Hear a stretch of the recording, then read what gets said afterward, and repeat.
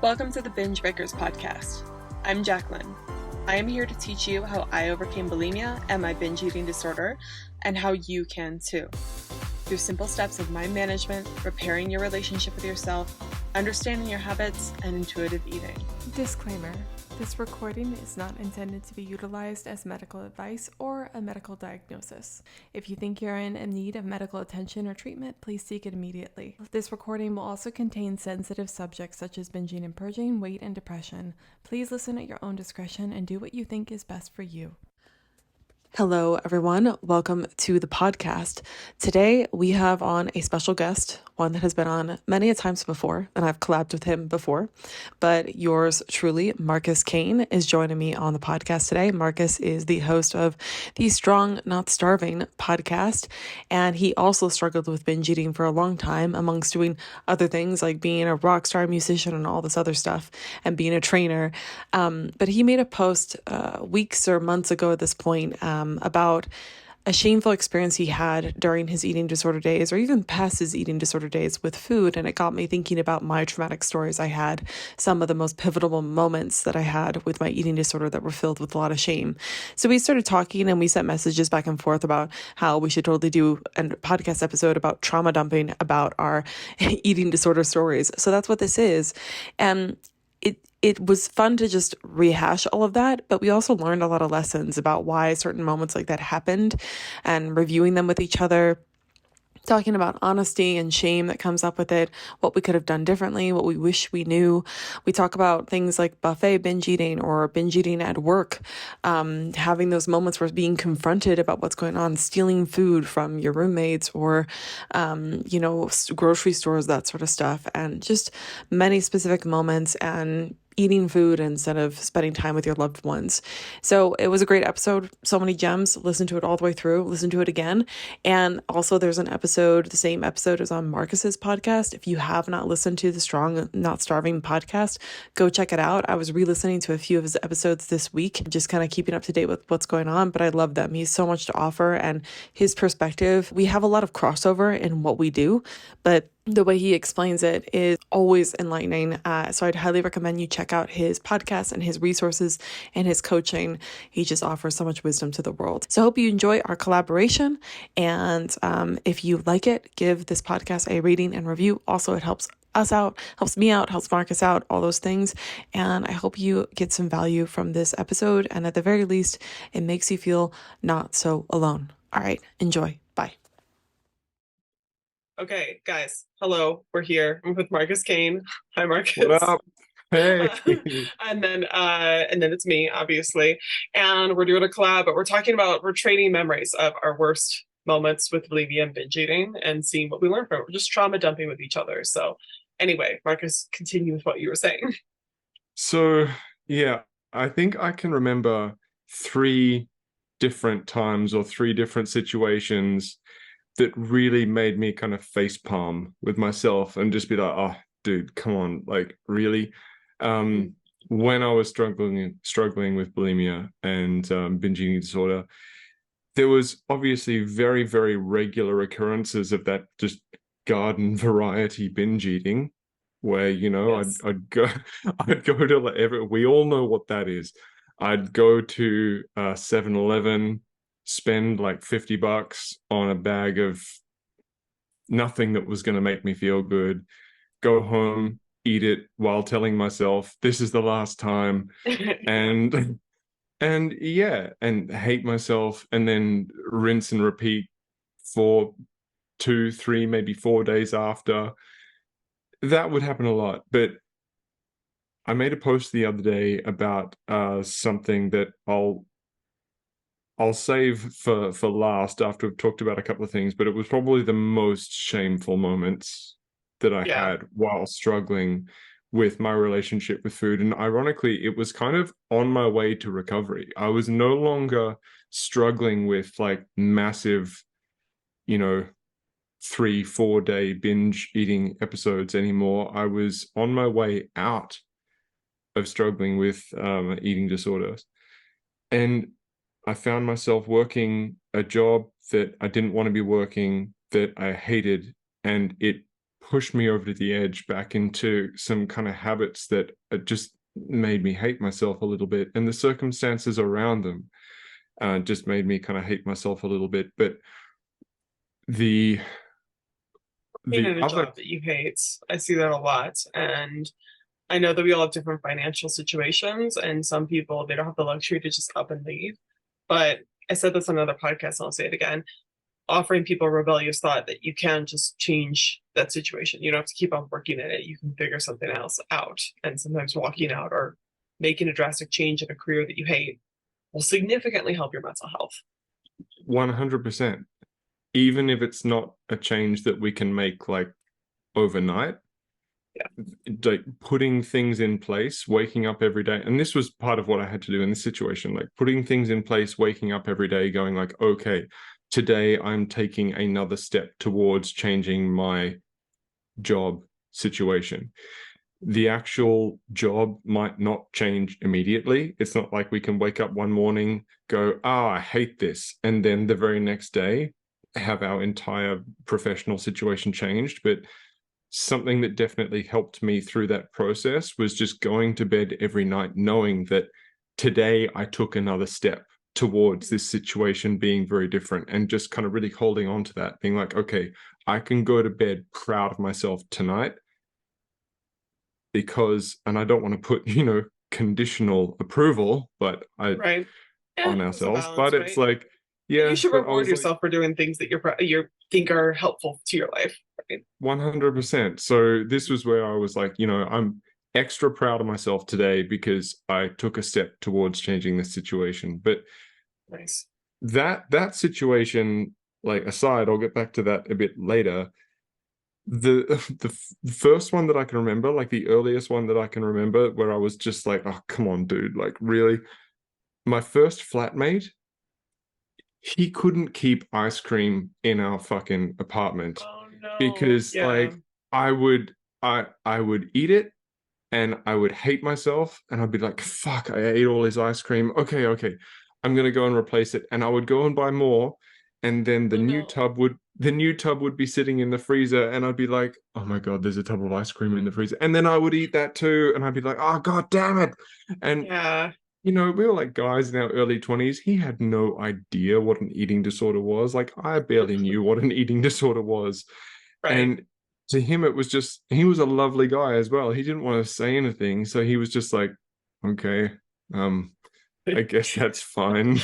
And I was my roommate will like, oh no. Because I can see with dudes early 20s, like, it's a little bit more understandable to eat the entire time. It's not normal, but you're like having a moment.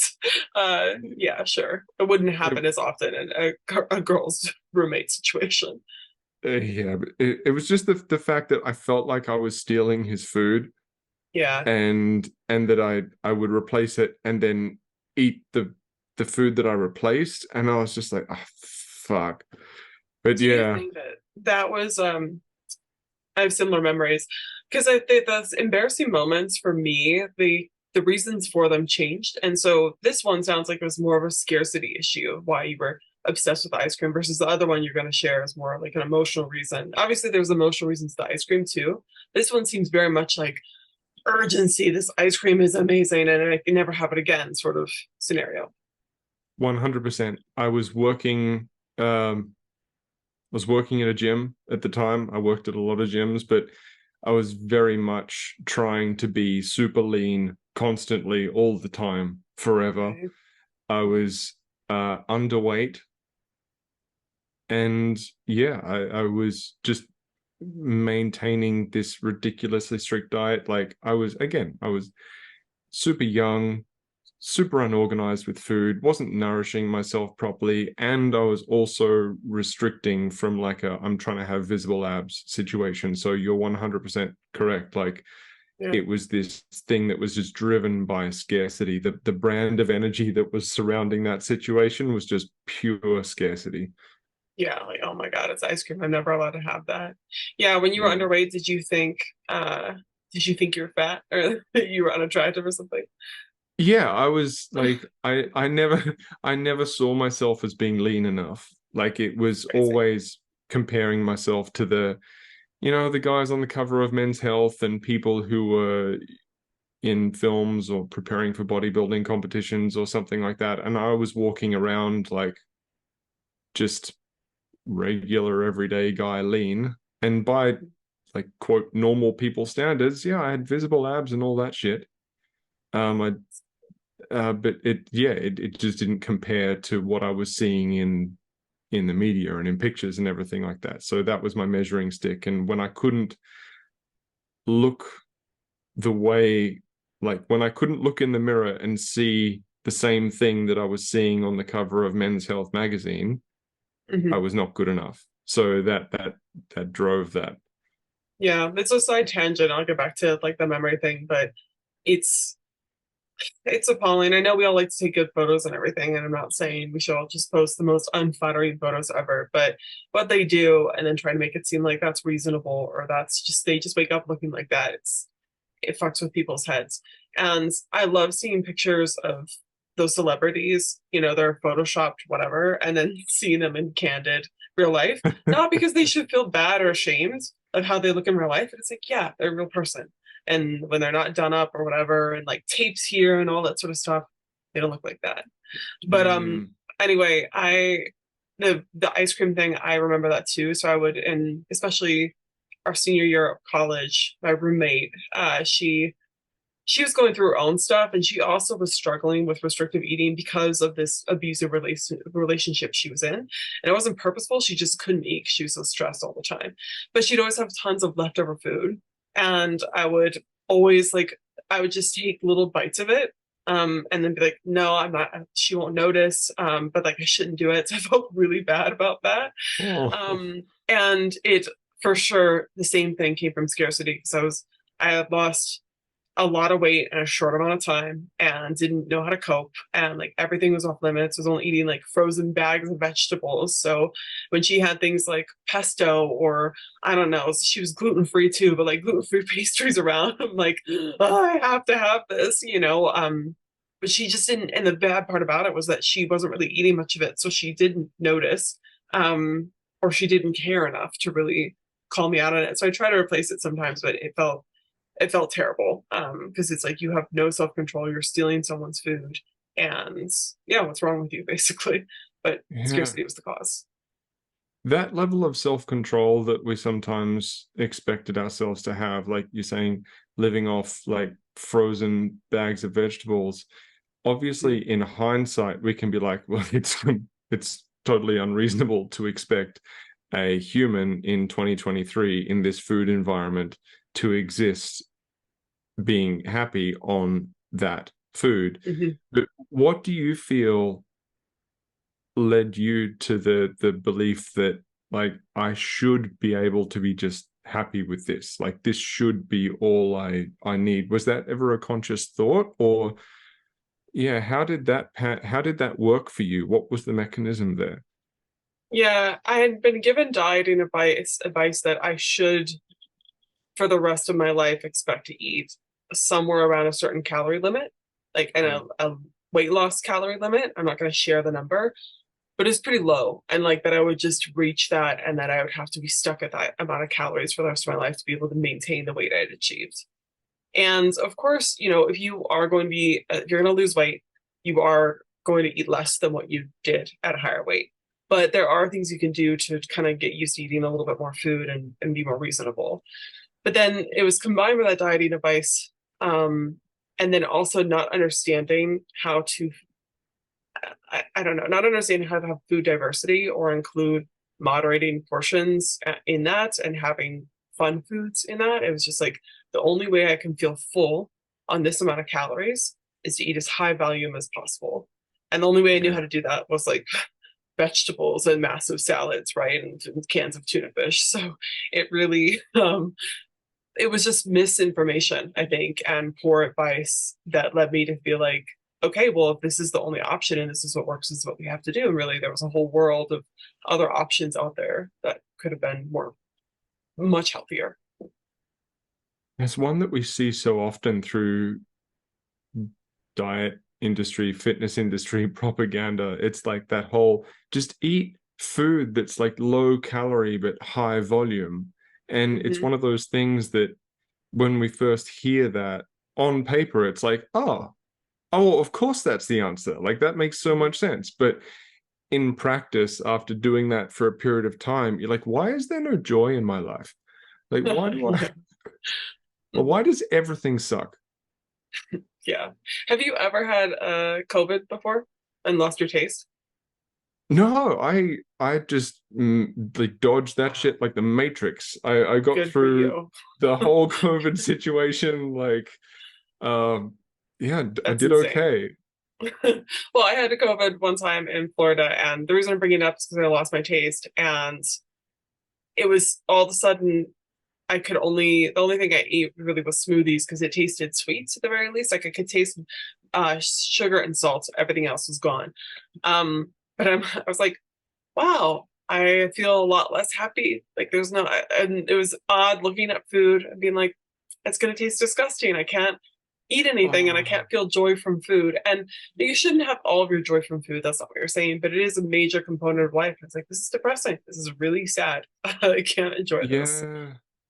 It's funny because one of the most troubling memories I have from when I was a kid, like I had a really destructive relationship with food from very, very early on. Oh, So interesting. this there was a lot of restriction, a lot of things off limits in the name of health. Like this is bad for you, that's bad for you, whatever. And so I remember getting certain foods was this huge deal. Like if I got a packet of something, like a packet of crisps or like a chocolate or whatever, it was a huge deal. So well, there was one time that I remember that I got sick and I lost my sense of like things didn't taste right.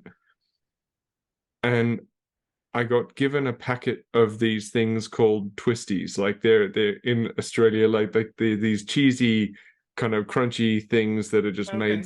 made from actual joy. And I remember I remember biting into this twisty and trying to eat it. And because food held such a big place in my life at that it like I remember it didn't taste right. And there was something about that I still remember so vividly because clearly the experience of tasting something and having it kind of let me down and not experience that taste, it was like I don't want to use the word traumatic because that's ridiculous, but the No, it's a visceral, little tea. well, the like the just the visceral experience of like trying to eat something and not have it taste the way that I needed it to at that point. It was amazing. So, you It's know, a loss of a sense, right? You just imagine, people imagine it all the time, but suddenly you can do something and then it's gone, and then it held such value to you, especially if there was only minimal amounts of times that you could access that joy, and then the one time you get it, you can't enjoy it. That's awful, especially as a little kid too. yeah. Well, it's funny just, what you said about like COVID just then and like how important it is to make space for food to be an enjoyable thing because on paper, it's very easy to go, okay, calorie deficit, healthy food, all this kind of stuff. And we don't see taste as being like an essential thing sometimes. It's very easy to go down that rabbit hole and think, I know, I did at least, like I'm only going to eat things that are good for me. I'm only going to eat things that are in line with my goals. And we underestimate the impact that being able to just enjoy food has on our overall wellness. Yeah, no, it's a big component of it. I think when people always ask me, because they're trying to figure out how to intuitively eat and how to monitor their body signals, and they're like, well, how do you know when you're satisfied? And I think satisfaction, it's based on so many things. It's not just, am I full or not?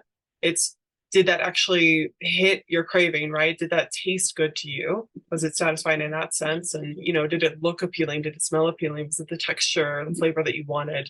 All those things. So yeah, people are wondering why when they're eating volume stuff. It's like, I'm not satisfied yet. It's like, yeah, you're missing essential things, probably missing micronutrients and all that sort of diversity too. But also sometimes your body wants certain flavors for a reason, right? And it's good to honor that, at least at a reasonable level. Of course, you shouldn't have, I don't know, crack cocaine candy all the time, but still. God, what a way to start the day, though. Yeah, I know. I had a little bit of we had some leftover cookies, so this morning I definitely, like, the first thing I ate was a cookie. It's like, this, whatever, it's fine. But sometimes it's good. Well, speaking of starting the day, that actually leads me to like another habit that I had, or something that I used to do when I was struggling with binge eating that just made me go, oh, dude, what the hell? When I used to have to travel for work a lot, like when I was working with a band and when I was doing that full time, we were constantly in hotels. Some of them were really nice. And whenever we'd stay in a really nice hotel with a really good breakfast buffet, I found it impossible not to binge eat at the breakfast buffet. Like, it was like I'd walk into the breakfast buffet and there'd just be like there'd be the like all the savory stuff, all the really nice savory stuff, like hash browns and everything there, but then there'd be like the waffles and Nutella and the pancakes and all that, and the pastries and everything. And I spoke about this once on just on an Instagram reel, and I got a bunch of comments that were essentially like, yeah, don't talk shit. People don't binge eat in public. Like, we do this in secret. I'm like, no, that's a common thing to eat in public. The binge eating in public. Yeah, motherfucker. Then what was this about? Because I would, I would literally, I'd hate myself so much because I was meant to be, in a band and doing all this cool stuff, and that image of like the really lean rock star type kind of person was always in my mind.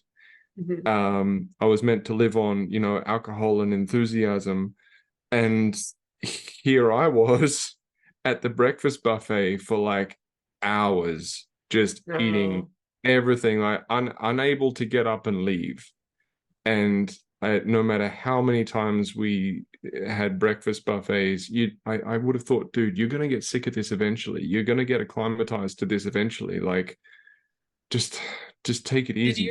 Did the band members pick up on it? Did you do it with them, or because I'm sure they didn't sit with you for hours while you were eating? They probably left at some point. No, they would take off and do their own thing. So they just knew that was your thing.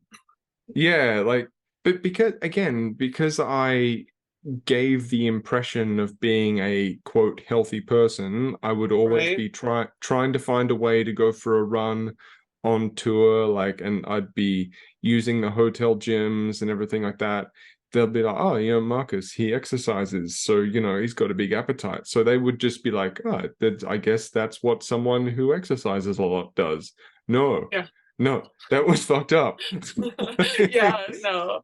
I remember one time I was at like school events in college. It was like we were giving presentations on this big project, and I brought my lunch. They had lunch provided, but of course I couldn't eat their lunch, so I had like this weird like mushroom thing prepared. And I remember one of the other dudes in our class who also went to my gym, so he knew I worked out a lot, and then also noticed the weight loss, and he saw me eating that. He's like, you're really into this health and fitness thing. And I was like, yeah, I am, and like, but it was not normal. It was so, like you said, fucked up. And I was like, I'd really love to just be eating what you're eating and not bring this weird Tupperware that I'm gonna have to put in my bag. It's probably gonna get rank later or something. But no, I'm here, and yeah, it's fucked up. And I'm like binging and purging all the time. But yeah, no, it's totally normal. So yeah, no, I'm living the healthy life. Look at me go. Exactly. Yeah. The buffet thing though, I've never done that, but I have had clients who worked in certain situations where they'd have buffet eating, or they have access to a school, and a common thing. And then when I was younger, early in my past relationship, we would sometimes go to this dining hall while my ex was still in school. And I noticed when I went to the bathroom there, I I totally heard someone purging, and I was like, yeah, that makes sense here. You know, you just binge eat a bunch of food and then go do that, and no one's gonna know. Or if they do know, they're not gonna say anything. Yeah. Oh, that's so rough. Yeah. Just like we know that this happens, right? Like we know that people are struggling with this, but to see an environment that almost encourages it, that yeah, that's really hard. How did that impact you in that moment when you were like, oh, okay, so that's clearly happening? The other side of that story is that I totally went to the bathroom to try to purge too at that moment. Mm, And then when I heard, and I didn't binge eat, but I ate too much. That was my thing. And I was like, I definitely need to like get rid of these calories. And I was hoping no one would be in the bathroom, but there was someone there, and I knew what they were doing. And it was a kind of a jarring moment of like, what am I doing? I can't. Like, this is not okay. And I thought for that person, oh my gosh, you need to stop doing that. But then I was thinking, well, you came in here to do this. What are you saying? So it actually held me accountable, and I kind of just used the restroom and walked out, right, and just came back. But it was a moment of being the reflection, right, just right in your face, and like we need to do something better. I didn't recover at that point, but it was helpful. mm. It is like somewhat helpful, somewhat really difficult when we Yeah. experience something that puts it right in our face, that makes it impossible not to confront the dysfunction of something. Yeah, there was a lot of shame too, because I in that moment could stop, but then later still struggling with all those things. Um, and when it comes to eating or binging in public, I never did that per se. I guess that moment was kind of that, but not the same.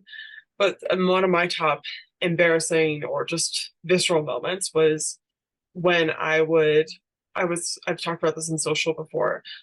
I had to go to a conference for work, and it was about an hour drive.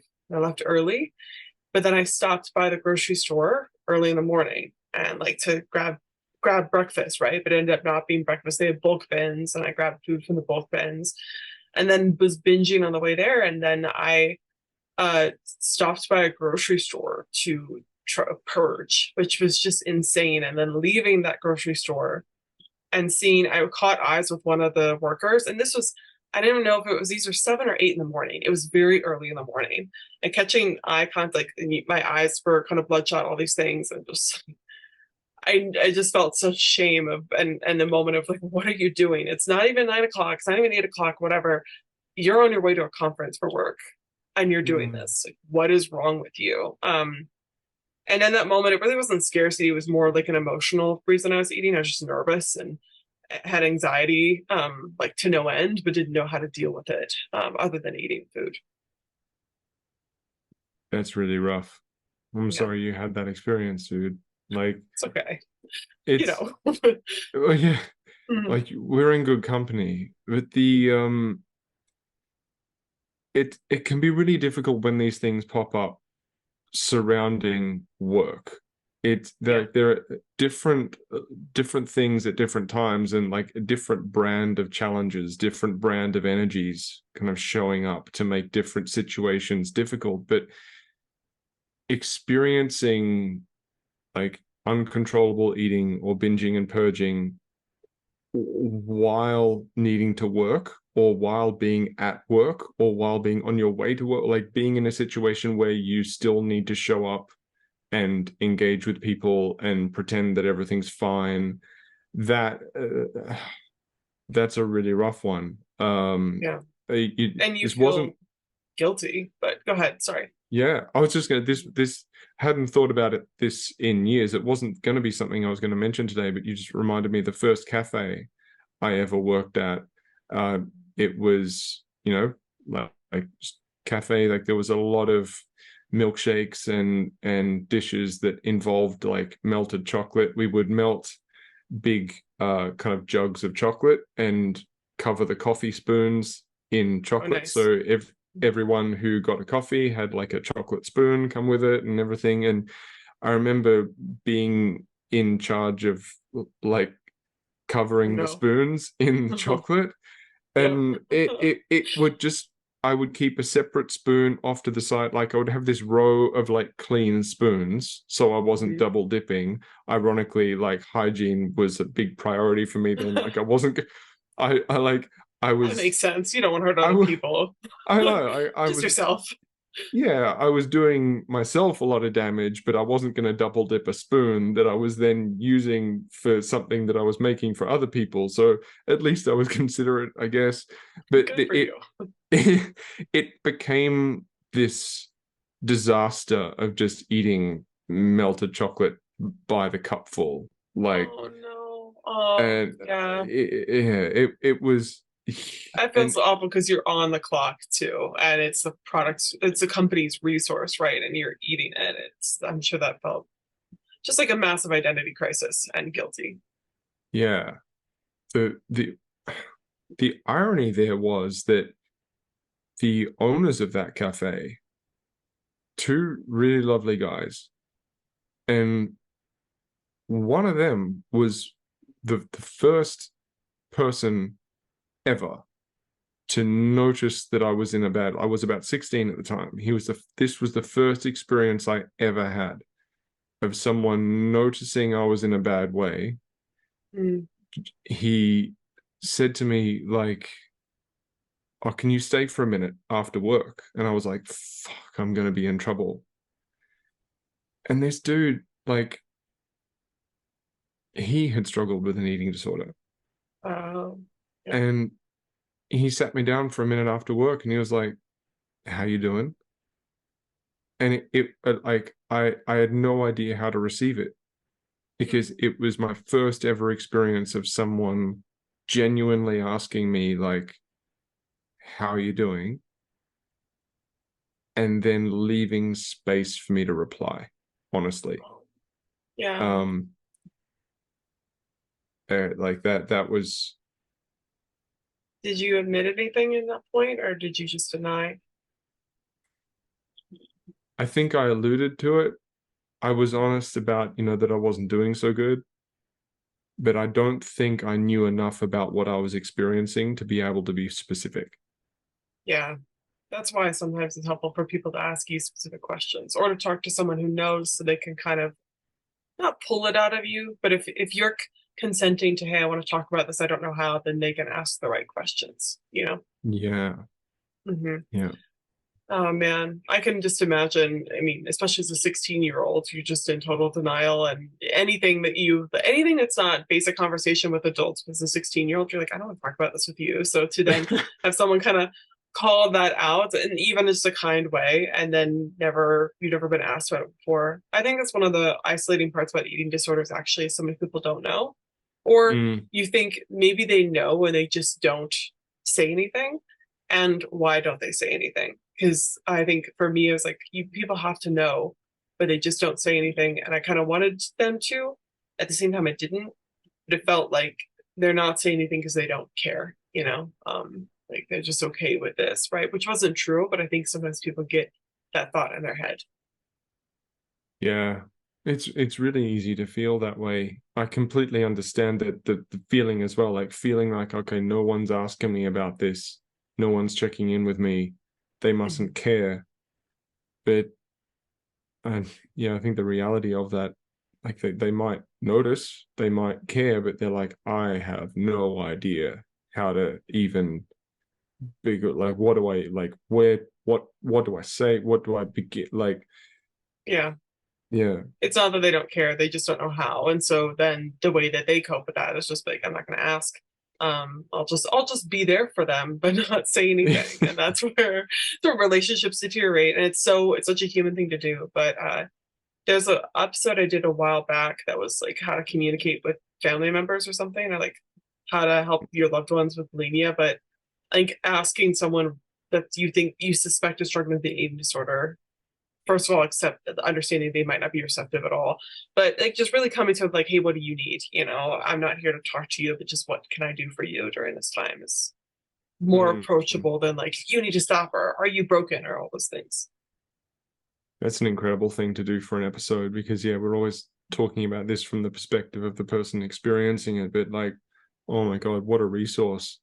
Yeah, Like, and you it was a while ago. I should probably make a new one, because I'm sure I've learned things since then. But yeah, because people, I don't know, we're veering off topic. I have other embarrassing memories, but people sometimes reach out to me that aren't the ones struggling with bulimia or binge eating. It's a family member, right? Yes. What, Mhm. like, I hate to digress, but It's I'm fine. really curious about how you handle those conversations, because obviously I get those ones as well. Usually, when people contact me in that position, it's my husband or my son is in a bad place, and I have no idea how to talk to him. I don't know what do I do. Yeah. I'd love to know what your experience is of uh, talking to people in that position, and what you say.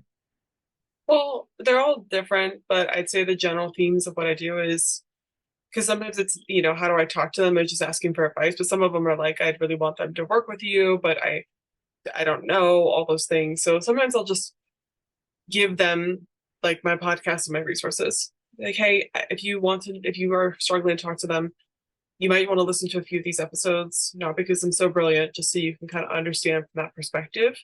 And that might make it easier for you to approach. You can also give them this resource. But then I also tell them, you can't force someone to change. It has to be from them, but like be there for them. Let them know that you care, and be patient as well. And also don't watch them like a hawk, or don't, I Yeah. don't know, be this person. Because if someone's struggling with something, the worst thing you can do is like every time they eat food, be like, my mom would do that when I was struggling with an eating disorder in my early days, and it was just awful, maybe even more sneaky, right? So you want to like not be shameful and encouraging and give them support, and then open streams of communication. So I don't know if that answers your question, but those are the things that I usually would say. Yeah, absolutely. That answers the question. I think the difficult thing there is like that it has to come from them. Mm-hmm.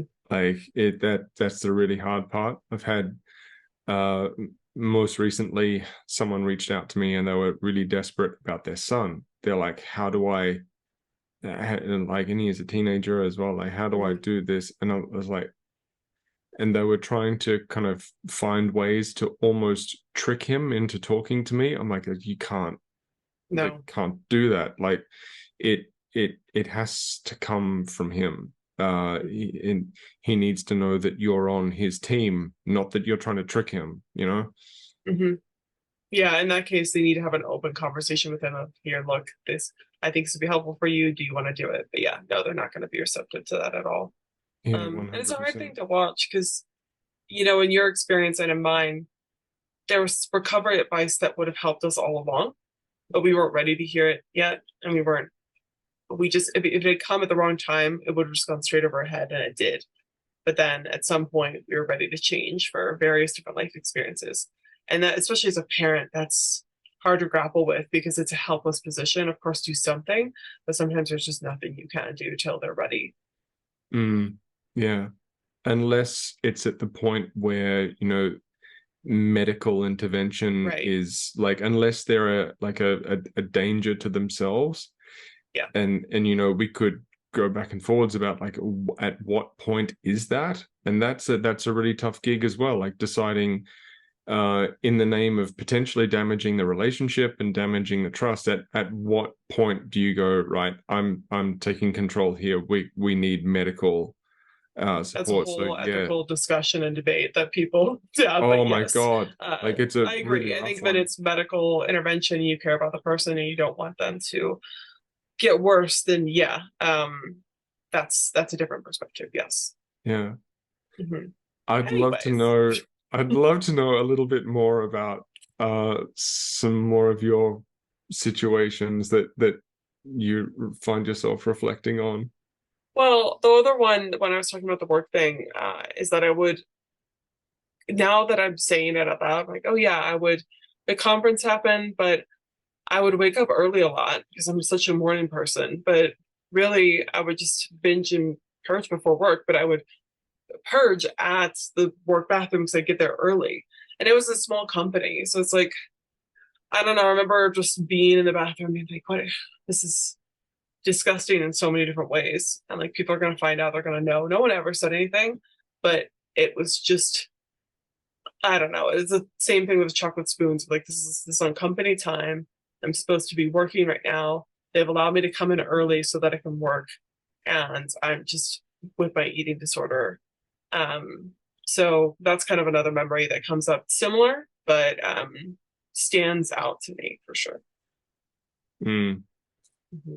The topic of work is definitely like the one that I've started mentioning before, and it was such a weird one because this situation, I hadn't planned on being back working at corporate gyms. Like I left working in that environment at the end of 2019, but then obviously like 2020 happened, and 2021 was still dicey.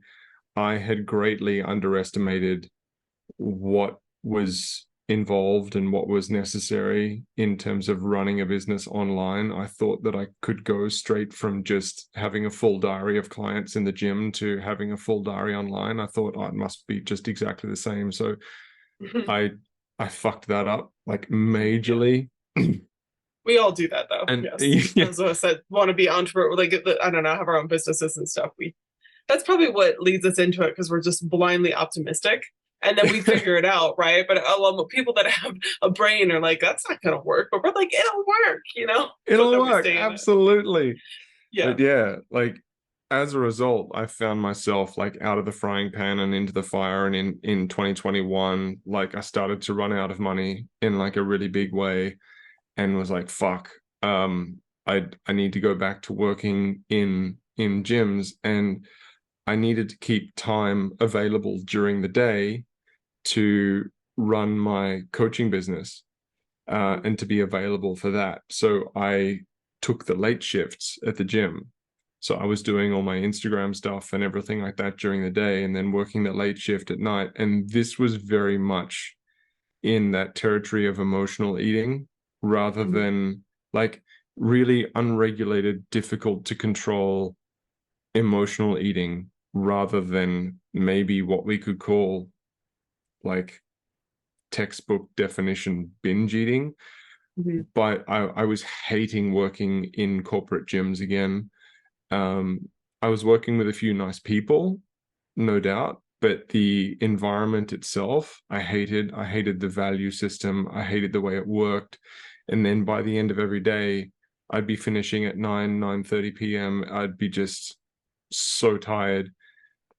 And on the way home, the only thing that I looked forward to on any level about my day was stopping at McDonald's on the way home and getting like a big bag of food that I didn't need, and spending 30 minutes just eating in the McDonald's car park. And it was what we could call like a subjective binge, like not a super high volume, not like a super like large amount of food, but it was enough to feel like I'd overeaten. And it wasn't so much that would make me feel terrible, as that my wife would be at home like waiting for me to come home, and she would always wait up for me, and she would wait up for me with a little plate of something that she made for me for dinner. And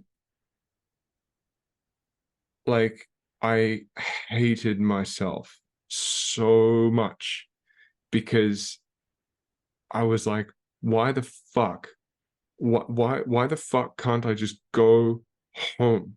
Like, my wife loves me. She's made me food. She's waiting there to give me a hug. Why the fuck can't I just go home? And I'd be sitting in the McDonald's car park just like eating, because I hated it, but also in a weird way, it was the only thing about my work day at that time that I could look forward to, because the gym environment, like I was doing crazy hours and I was so overworked that I would often go into like the janitor's like closet, like where all like the cleaning supplies were, I would shut the door and turn off the light and put in like noise canceling headphones, Mm-hmm. just and set a timer on my phone for like, I was trying to do like sensory deprivation for just like 10-15 minutes, because I was trying to regulate my fucking emotions. And yeah, it was not feeling like I couldn't stop doing that, and getting home every night and my wife having waited up for me and like giving me like a sleepy hug and saying, you know, I made some food for you, it's in the fridge, and Yeah. feeling like I was too full to eat it. But then she's like, yeah, that was the last experience I ever had of like really bad experiences with food that could be considered like disordered. And it was really difficult because I was working in the binge eating recovery space at that time.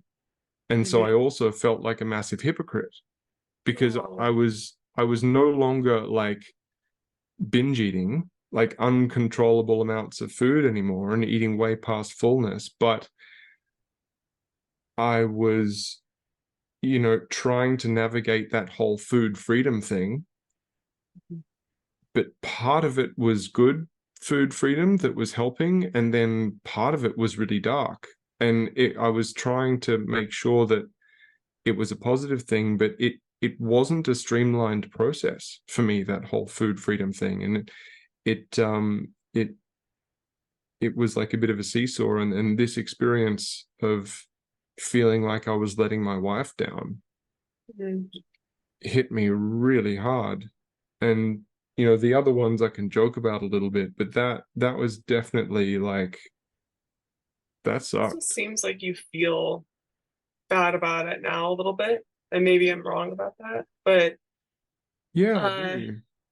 I think that I can see why, because especially her making the meal and you eating other food, it almost seems like you know you're you're cheating on your wife with food, but that's not what was going on. But I think with emotional eating and stuff like that, uh, I remember many times when my ex was talking to me and I just wanted him to shut up so I could eat food.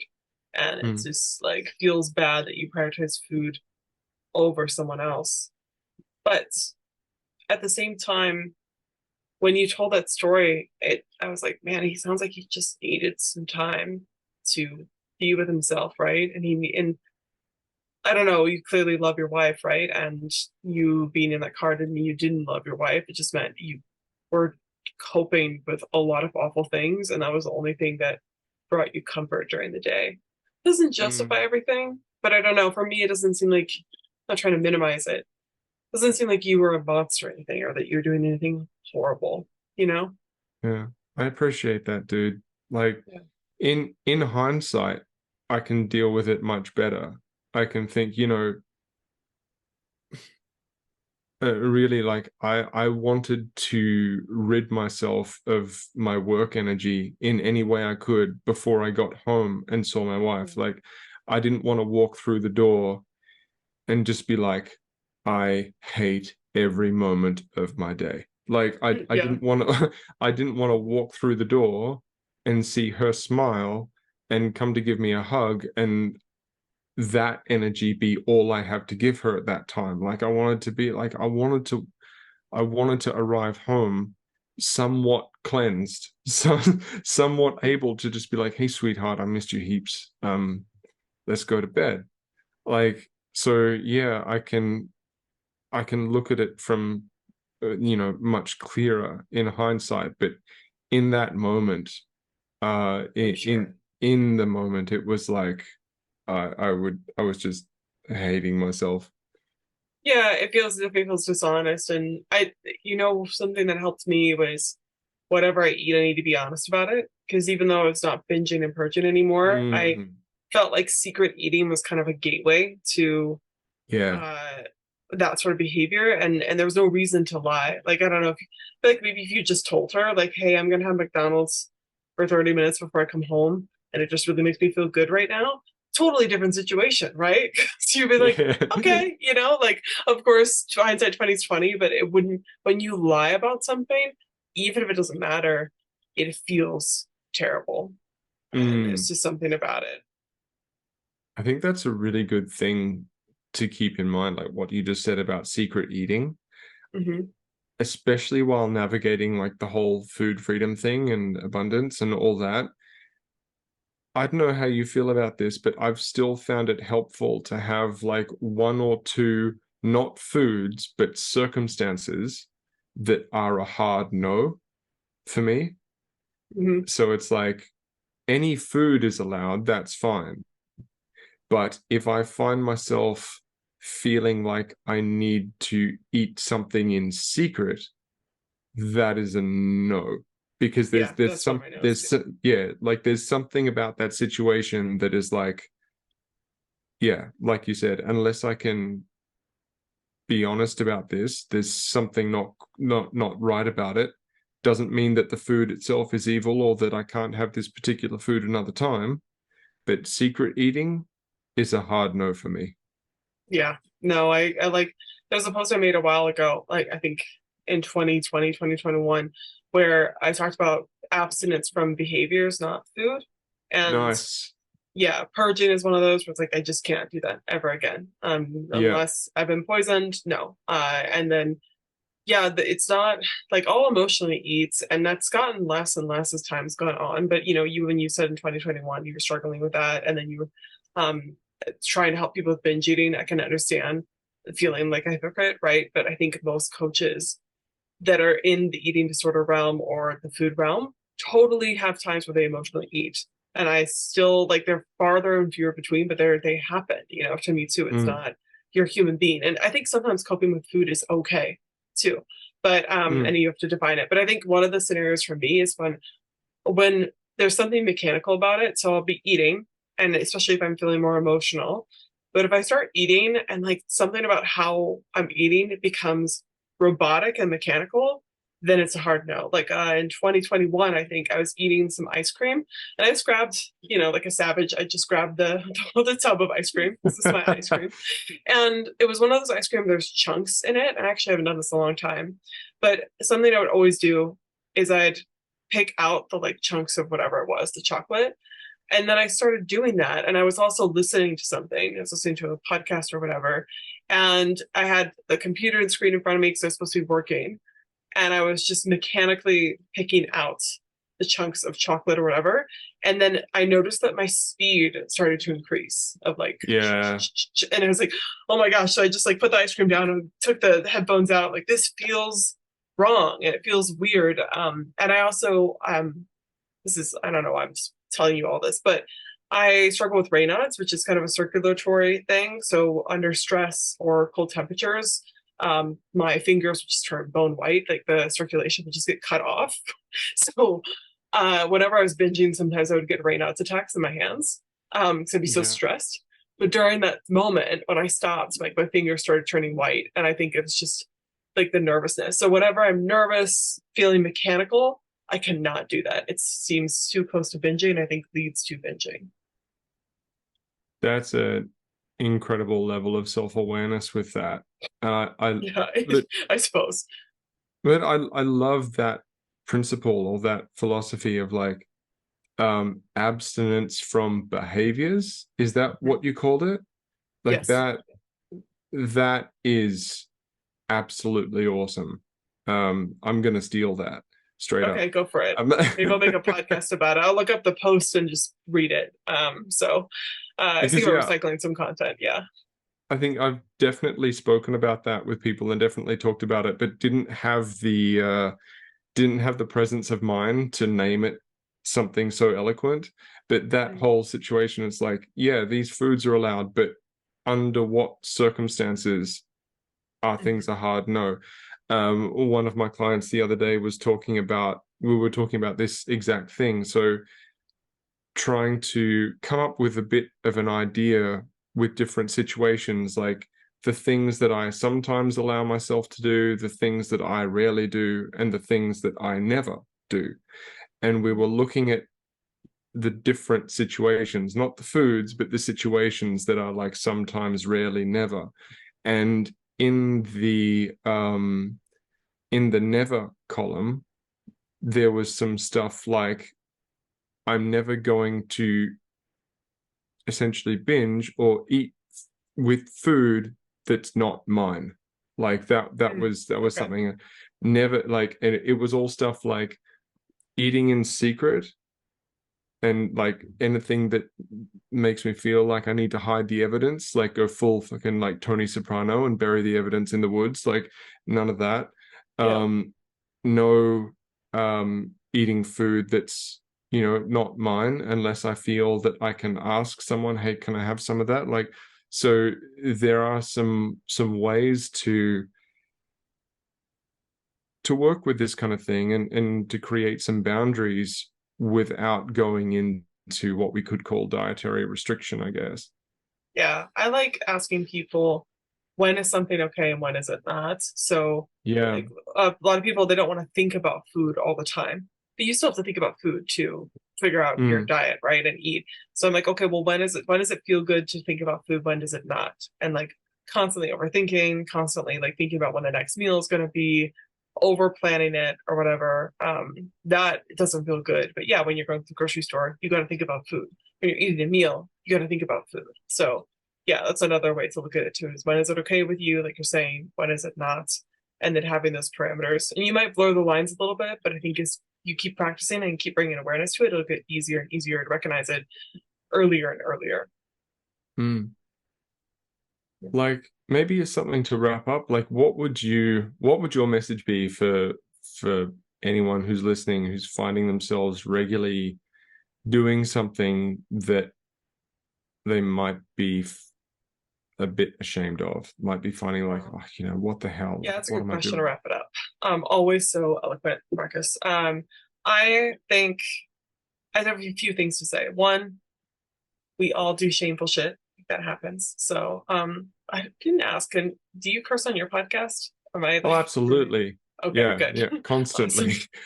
Yeah. Okay. Yeah, we all do shameful shit. And a lot of people have something, right? And we all do things we aren't proud of. It doesn't justify it. It just means that you're not the only one in the world doing something you think is extremely embarrassing, disgusting, or like you're the worst person on earth. It's not the case.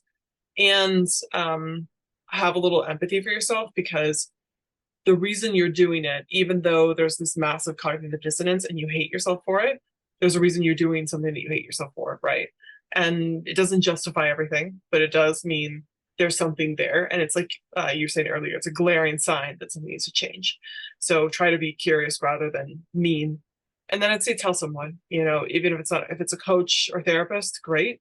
But if it's just a friend, someone you can trust, tell someone. I've had clients tell me things like they've been stealing from grocery stores or whatever. And then once they tell me, something shifts for them. It's like it's real now. And then also someone that responds to them, and they're not like, because whenever they tell me those things, they're never like, oh my gosh, what are we going to do? They just, you know, they're like, oh, okay, it's all right, you know? And then you see someone react that way, you realize, oh, maybe I deserve a second chance and I can get better. So that's what I'd say. Awesome. It's a really cool message. Really helpful as well. Thank you. What would you say? Yeah. A lot of the similar things that you just said. We got the all benefit do. of going first. No, that's all good. Like we all do shameful shit. Something else that I would be, as much as possible, this could be a time to lean into outcome-based thinking. So just adding, like, what will the outcome be of adding a whole heap of extra guilt and shame on top of what you're already experiencing? It's highly likely that the accumulation of shameful, guilty, or just negative, hard to deal with emotion has led to the situation that we might be currently experiencing. So if we want the outcome to be being able to heal from that, being able to move forward from that, being super self-critical and adding more shame and guilt is not a step in the direction that we're trying to go. So if we look, if the outcome is that we want to be better, if the outcome is that we don't want to feel this anymore, if the outcome is that we want a new life, a new dynamic with food, then, you know, is and I don't want to say is feeling guilty and shameful helping, because sometimes we can't help what we feel, but Right. it's almost like it could be beneficial to look at how we respond to those feelings of shame and guilt. So responding to those feelings of shame and guilt very tactfully in a Yeah. way that doesn't compound the problem.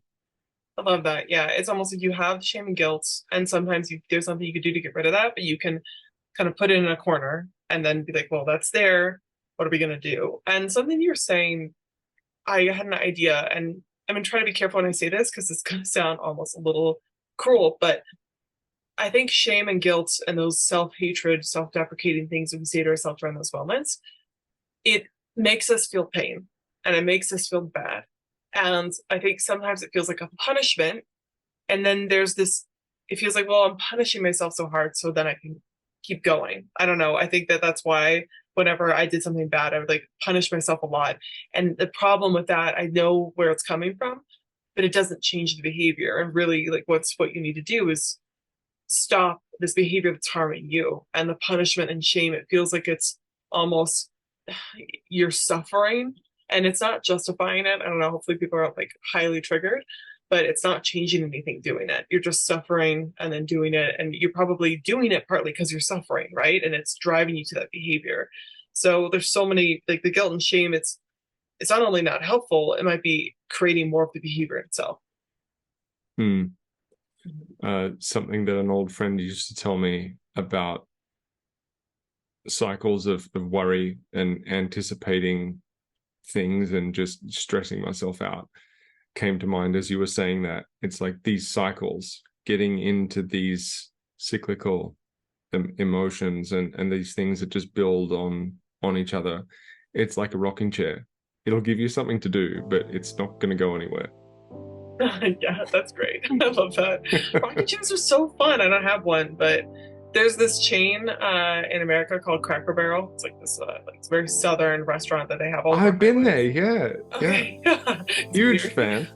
Okay. Yeah, like southern cooking, whatever. But they always have, I don't know if they still do, but they used to have rocking chairs outside of the porch so you could just sit and chill and rock. But they are fun and they do give you something to do. Yeah, big fan of rocking chairs. On that note, Mm-hmm. shall we wrap We'll it let up? you guys go.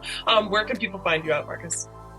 Strong Not Starving podcast and M Kain coaching on Instagram. And for the people who are hearing this on the Strong Not Starving podcast, where can they go to find you, Jacqueline? Yeah, you can find me at Binge Breakers podcast and Binge Breakers on Instagram. I think it's Binge Breakers _Bulimia. You can find me at those places, the website, bingebreakers.com. It's all just Binge Breakers.